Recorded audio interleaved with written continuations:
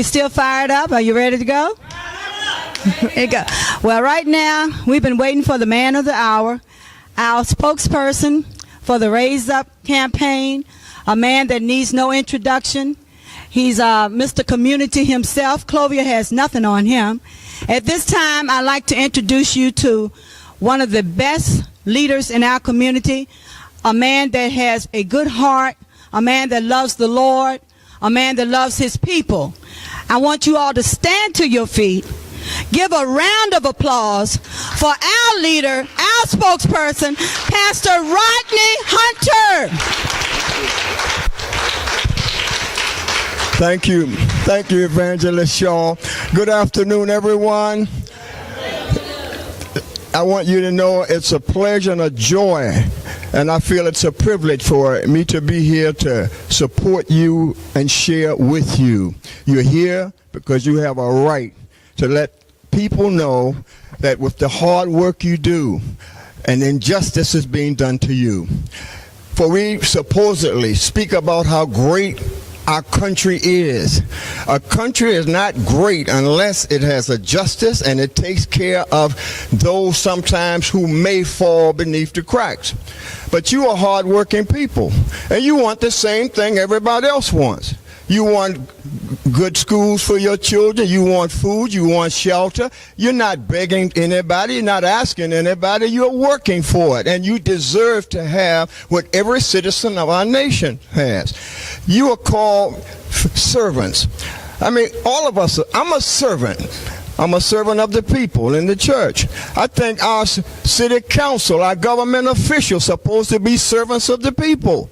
And why is it that they get high wages and our Congress gets high wages and they got good health benefits and they're doing very little, but nothing changes about their salary? And yet when you come and ask and demand your rights and what you need, they say, well, if you get money, it will be inflationary, or if you get raises, the cost of everything will go. No.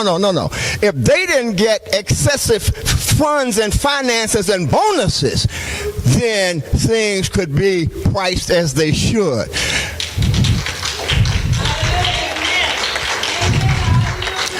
I mean, how, and the problem I have with that is, how is it that some individuals and some persons feel they have a right and their needs should be, well, we have to have bonuses and high salaries to make sure that we can make corporate decisions.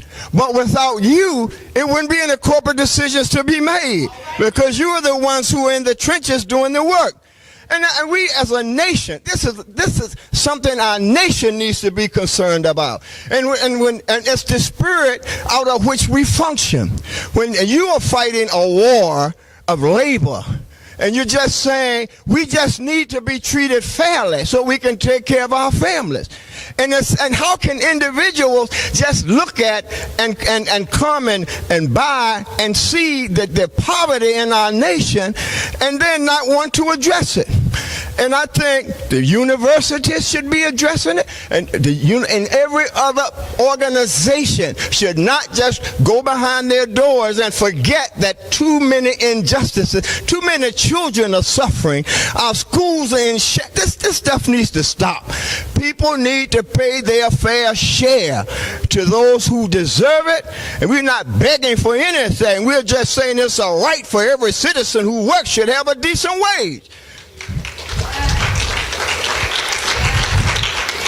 So I'm just here to encourage you as a minister and also as SCLC representative. I'm here to say that I stand with you, and we should not be here today. We got one of the most, I would guess, intelligent nations in the world. You mean to tell me that this situation is beyond the intelligence of all educated individuals that run our nation? This is absurd. It's just, when you talk about statistics and economics, these people know all of how ins and outs of the law of supply and demand, and you can yet want to say have a wage that's just not workable for you. The cost of an apartment, Even the cost of trying to pay utilities. Come on, this is absurd. It's an injustice, and it should stop. You have a right to be here. Don't stop until you get what you deserve. And the community too. All of us play a part. All of us. I don't want food that they say, well, if they get wages, the cost of the food is going. No. If the cost of food has to go up, all of us should be willing to pay the price for your work and your labor. I don't want to take advantage of anyone. I don't want to feel that for me to have, some can't have. All of us can live together. All of us should be able to have the essentials of life. And you deserve the same thing that I want out of life, the same thing that the mayor wants, the city council, president, and Congress. You deserve the same. All of us are just human beings with blood running in our veins. We are citizens of a country, and we should have the rights, at least, of dignity. That's what you said, dignity. Dignity. You get up and work every day. You toil, you labor, and then individuals want to say, "Well, you can only have this." That's criminal. It's criminal. And criminality is not just somebody who takes a gun and pointed at it and rob you. This is robbery of individuals who deserve better. And I just want to come by and let you know that we are here with you, and I hope others will come out and make a stand for that which is right. That's all we are saying. It's the right thing to do. And we have to stop as a nation trying to find beautiful words to continue to exploit individuals. And this whole thing of economic slavery, as we call it, any kind of inhumane treatment should be called for what it is. It's robbery, it's injustice, it's exploitation, it's greed, and all of these things need to change. And we're going to talk about being a nation.